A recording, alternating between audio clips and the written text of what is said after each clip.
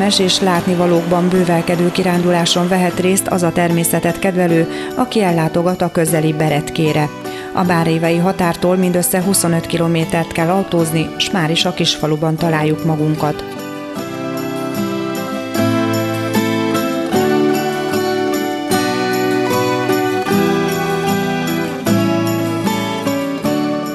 Még mielőtt a felső gömörben a Murány áttörés tanösvényen gyalogolhatnánk végig, betérünk az 1754-ben épült barokk kúriába.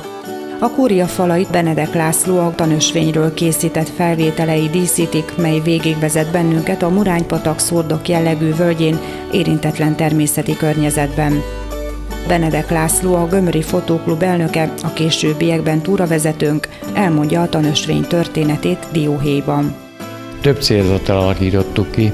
A kutatás már a 70-es években kezdődött, a rimaszomodi barlangkutató csoport kezdte a kutatást, ami földtani, régészeti, őslénytani kutatások zajlottak 2 éven keresztül, és annyi anyag került elő, hogy fölterjesztettük, és sikerült védetté nyilvánítani 39,5 hektár területet. Ez volt az első lépés. 79-ben kapta a védettségi fokozatot. A Murány folyó úgy tömlik a Sajóba, és 100 kilométeres sziklafajak szegélyezik a Murány mindkét oldalát. Később aztán igyekeztünk már távlatokba gondolkozva, hogy védetté nyilvánítassuk az egész szakasz 14 kilométeren, egész Sajó-Gömörig, Gömör-Vármér székhelyéig. Most van folyamatban, pályázunk tovább, szeretnénk még hidakat is építeni Murányon, hogy át lehessen menni a túlsó partra, az érdekes részeket megnézni. Magát a nösvény 6 stációból áll. Az egyik legfontosabb, ez a sziklafár rész, de ez bekerült a geológiai terminológiába is, mind a földkéregek vándorlására, hogy beretkei rétegek néven ismerik a világon, hogy különleges jelentősége van, a Templomhegyről beszélve. Gyönyörű látvány fogad minket már az első állomásnál. A köveken folydogáló csapadéktól más-más színt kapott szikla, tetején áll a falu református temploma, 1864-ben épült historizáló stílusban. Beretke környéke sok millió évvel ezelőtt a sekély és meleg tengerpartját képezte. A parti mészkősziklákból apró szemcséjű mészkőtörmelék került akkor a tengervízbe, amelyből aztán a Templomhegy mészkövei jöttek létre. Mivel itt a mészkőtípus jellegzetes kifejlődésben látható, földtani elnevezése beretkei mészkő, beretkei rétegek.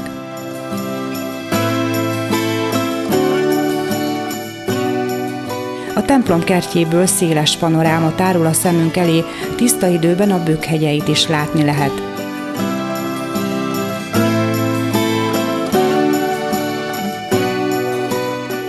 Érdekesség a templom melletti háborús időket idéző bunker, mely ma már csak a gyerekek kedvenc búvóhelye.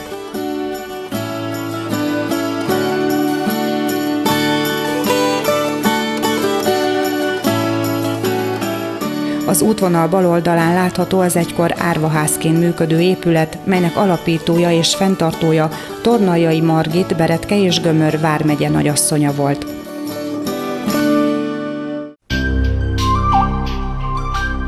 Tovább indulva a tanösvény jelzéssel ellátott útvonalon hamar patakzúgásra figyelünk fel. A Peskő-sziklához érkeztünk.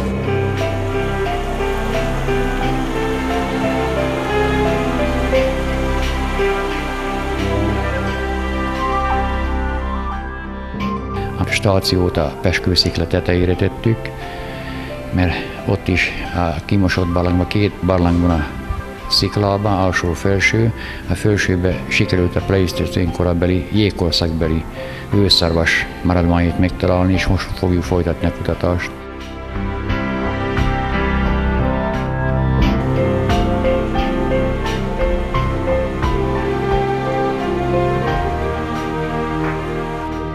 Az ősi elnevezésű szikla a Murányi patak kanyarulatának ütközési helyén jött létre. Nevének Pest előtagja bolgár-szláv eredetre utal. A szikla közepén egy barlang található, melyben az ősi időkből származó emlősök maradványait találták.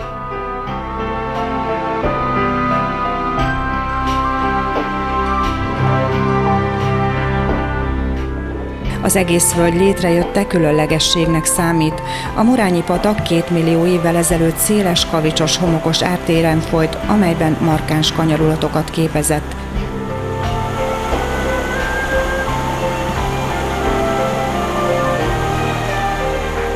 Később fokozatosan vágta be magát a kavicsréteg alatt lévő mészkőbe. A mészkövet karsztforrásokon keresztül csapolta le a patak mindkét partján. Az egykori forrásokra jelenleg csupán a barlangjáratok emlékeztetnek, amelyek tanúi a völgy fokozatos mélyülésének.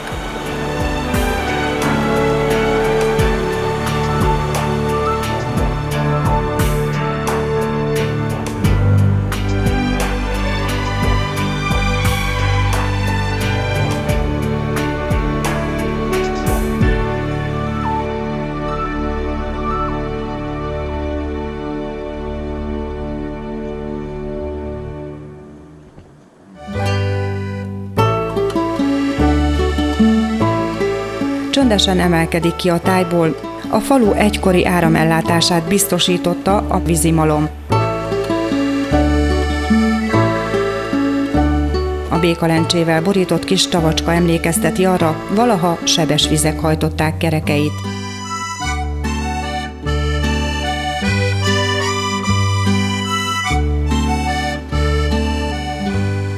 A következő a Malomárok, ott is csináltunk egy megállót, lent a Murán folyón, szabályoztak a Murán folyót, és fönt a Rőcei völgyből lejártak a Malomba, és rávezették a vizet a sziklába, árkot ástak, és meghajtották a Malomba még a turbinát is, ami a falunak villamos áramot szolgáltatott. Még az 55-ben még működött, 1955-ben.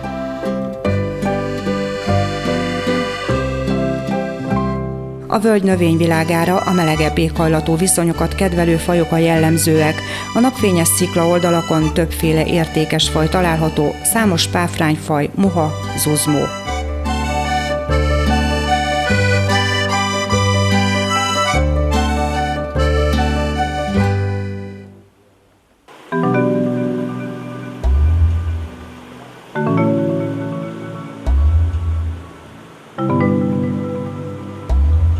A következő állomás a Rosszgyári barlang nevét viseli.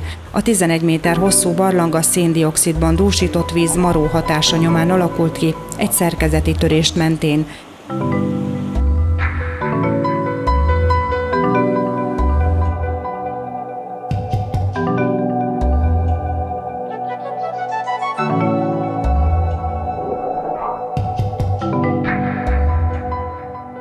A patak közelségére való tekintettel megfelelő búvóhelyet biztosított a késői bronzkori embernek is.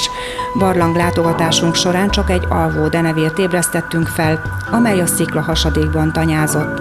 15 barlangot védetté nyilvánítottunk a völgyön, mindenki tényleg komoly értéke van, és így a turisták megtapasztalják a tényleg a barlangot, mert nincs világítás, addig még dereng a fény, onnantól eltűntük a járatokat, hogy most is találkoztunk a denevérrel. Ott repkedett a fejünk fölött, úgyhogy magabiztosabban hagytuk a természetet, hogy tényleg megmaradjon az utókornak.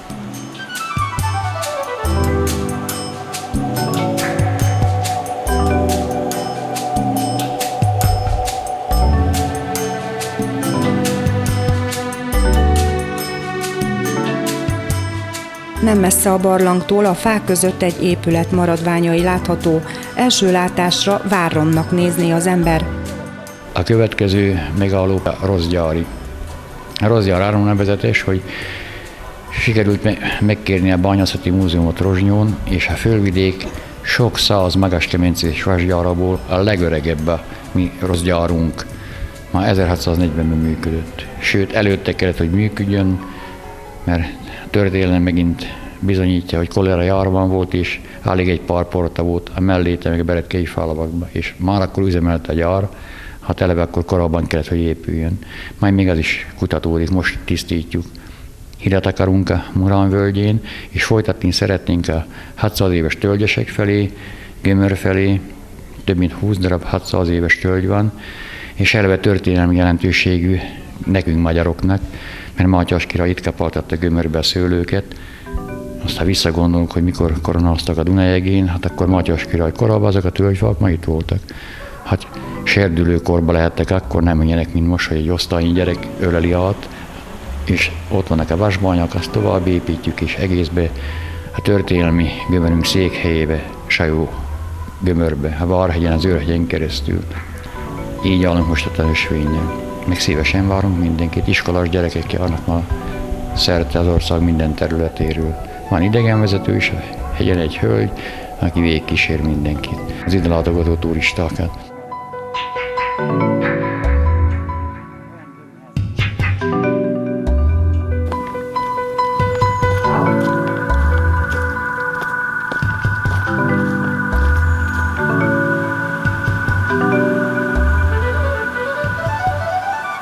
Szomjunkat a kristálytiszta vízű hegyi forrással oldhatjuk, mely utat vág magának a kövek között, hogy belefolyhasson a Murány folyóba.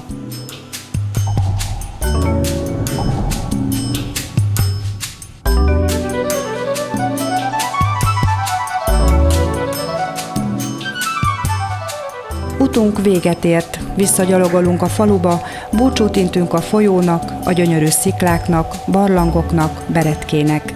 A táj szépsége lenyűgöző volt, rengeteg élménnyel, látnivalóval lettünk gazdagabbak itt Felső-Gömörben, a Murány folyó mentén.